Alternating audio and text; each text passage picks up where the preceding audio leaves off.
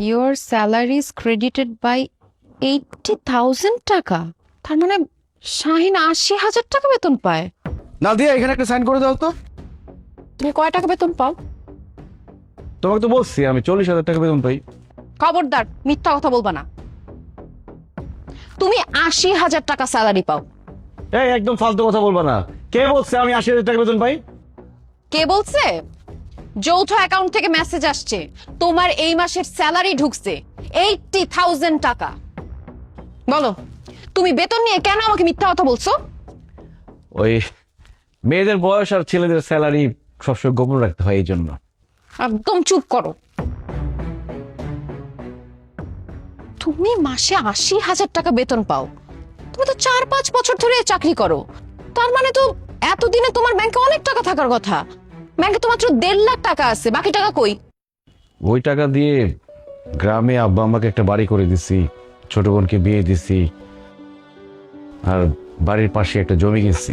তাছাড়া প্রত্যেক মাসেই তো আব্বা আমাকে 15-20 হাজার টাকা পাঠাইতে হয়। আচ্ছা, তার মানে নিজের ফ্যামিলির পিছনে সব টাকা নষ্ট করছো, তাই না? কিন্তু এখন থেকে আমি সেটা হইতে দিব না।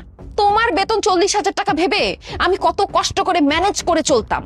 ভালো কোনো ড্রেস, অর্নামেন্টস কোনো কিছু কিনতাম না। কিন্তু এখন থেকে আমার যা মন চায় আমি তাই কিনবো, যেইখানে খুশি সেইখানে খরচ করব, কারণ তোমার তো ইনকাম ভালো। আল্লাহ রে, কেন যে যৌথ অ্যাকাউন্ট খুলতে গেলাম, আমার কোনো কিছু আর গোপন থাকলো না, সবকিছু ফাঁস হয়ে গেল। কে যে যৌথ অ্যাকাউন্ট আবিষ্কার করছে আরে পাই দেওয়ার খবর করে ছাড়তাম। যে যৌথ অ্যাকাউন্ট খোলার সিস্টেম বাইর করছে না, সে খুব ভালো করছে, কারণ স্বামী স্ত্রীর জন্য এটা বেস্ট। আচ্ছা যাওয়ার হয়েছে, বাদ দাও তো। মা ফোন দিছিল, বললো আব্বাকে ডাক্তারি চেক আপ করাইতে হবে, 15-20 হাজার টাকা লাগবে।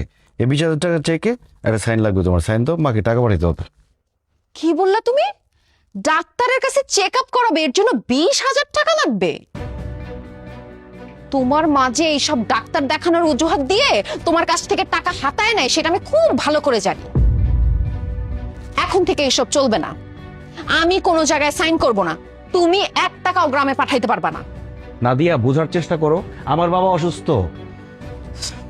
সমস্যা নাই, আমি 2,000 টাকা পাঠিয়ে দিব না, বলবো না ডাক্তার দেখায় নিয়ে আসতে আব্বাকে। আচ্ছা শোনো, তুমি চেকে একটা সাইন করে দাও তো, আমার কিছু টাকা তুলতে হবে। কেন? তুমি টাকা দিয়ে কি করবা? ওই একটু পার্লারে যাব, আমার হেয়ার ট্রিটমেন্ট করব, স্কিন ট্রিটমেন্ট করব, একটু ফেসিয়াল করতে হবে। তাছাড়া আমার অনলাইনে কিছু ড্রেস পছন্দ হয়েছে তো, ওগুলো অর্ডার দিতে হবে। তাড়াতাড়ি সই করে দাও। আমার বাবারে চিকিৎসা করার জন্য টাকা পাঠাবো, সেটা তুমি মানা করলা।